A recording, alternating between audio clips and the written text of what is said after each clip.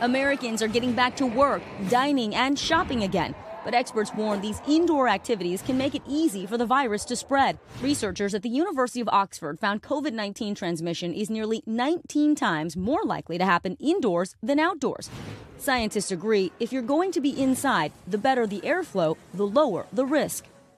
To determine airflow, experts use this ventilation smoke device. All you do is crack these two parts and then squeeze out a puff of smoke. That simulates what happens when a person exhales. Now, if the smoke doesn't move around too much like this, it could be a problem. But watch what happens when I have an open window nearby. The smoke dissipates quickly. So I head out to see how the air is flowing inside common public spaces by tracking the flow of this harmless smoke. We're at the grocery store. Let's give it a try. Take off the cap. One puff. All right. Air. Looks like it's breaking up fairly quickly, actually. All right, we're going to try a different spot in the grocery store, more interior with aisles. There goes the smoke. Now, it's not really moving away from me like it did before. With the driver's permission, I try it inside a rideshare.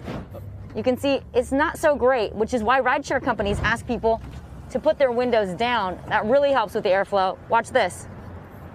Gone. Okay, let's give it a try here in the hardware store. The smoke didn't seem to move at all. I can definitely still see wisps of smoke. Let's compare what happened inside, where the smoke didn't really move very quickly, to what happens when we're outside. Oh, it's gone within seconds. And what about returning to work, where many people use elevators? Doesn't look like it circulates very well. What about a department store as we all get ready to shop again?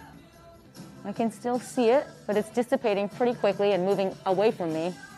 America's got to eat. What about restaurants? The smoke quickly drifts to the vents above me.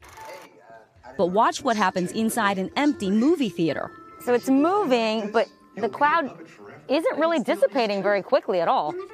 We showed our videos to Professor Reinhold Lohner. He runs the Center for Computational Fluid Dynamics at George Mason University and uses the smoke tube in his studies. He worked with us last summer to show us what happens inside a classroom with poor circulation. What did you think about what we found? It shows very clearly that there are certain areas that are problematic, that are prone to pathogen transmission. He said the places where the smoke didn't seem to move much could mean a higher risk for COVID-19 because the viral particles could linger in the air.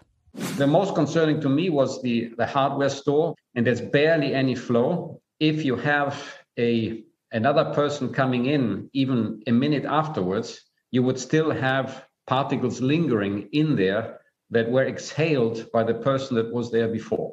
The other scenario that I found very concerning was the one in the cinema. This was a very horizontal flow that was slowly rising. So anybody that was exhaling or sneezing in the front, all of those particles were being inhaled by all the rows behind.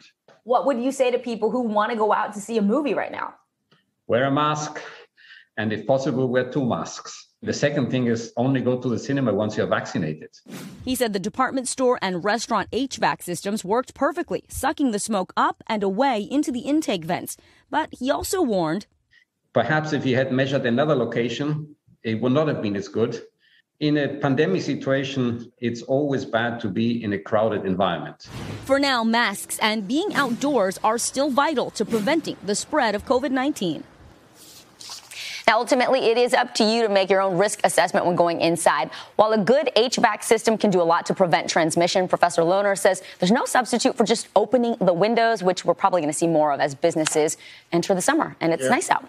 And, of course, not everybody has your handy little device there. How can you tell or kind of assess any place's airflow? Use your senses, right? If the air feels hot and stuffy or humid, or if it just smells stale, those are all warning signs there's poor ventilation in that space. And if it feels that way, your best defense beyond a vaccination and a mask is to limit your exposure. Try to get out of that space as quickly as you can. If you're going to a restaurant, ask to be seated outdoors or next to a window if that's possible. All right. Fascinating. Yeah. Well, your whole thing about holding the breath in your elevator, it was smart. That was your instinct. The only problem is, hold your breath in the elevator unless you're in a skyscraper. There you go. Because, then you might have other problems. Yes, exactly. All right, Vicki, thank you. Hey, thanks for watching our YouTube channel. Find your favorite recipes, celebrity interviews, uplifting stories, shop our favorite deals, and so much more with the Today app. Download it now.